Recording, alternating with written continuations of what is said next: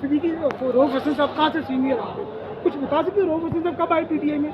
रऊफ हसन साहब इस वक्त पाकिस्तान तहरीक इंसाफ के सेक्रेटरी इंफॉर्मेशन है और वो बड़े तगड़े सेक्रेटरी इंफॉर्मेशन है और वो इस वक्त पार्टी की सीनियर क़यादत में उनका शुमार हो।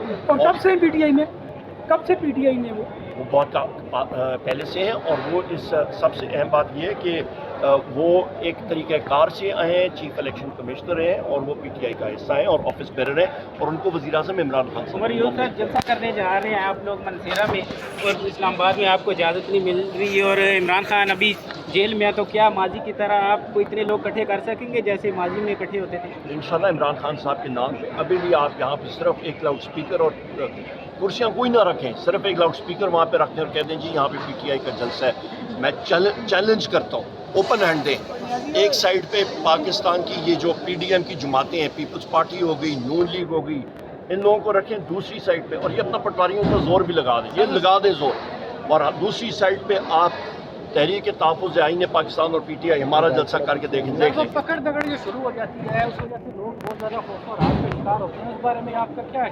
पकड़ दगड़ इसलिए शुरू होती है क्योंकि उनके होश और आवाज़ को खो बैठते हैं, उनको पता है कि अवाम किसके पास है।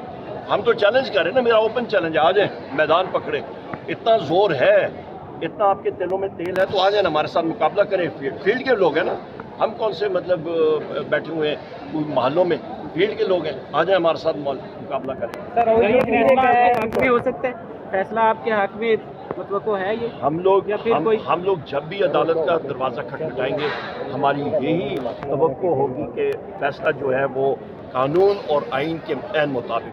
सर ओन चौधरी ने कहा कि अगर 9 मई पे पीटीआई माफ़ी मांगती है मैं वापस पीटीआई में आऊँगा, तो क्या पीटीआई माफ़ी मांगी ओन चौधरी साहब ने?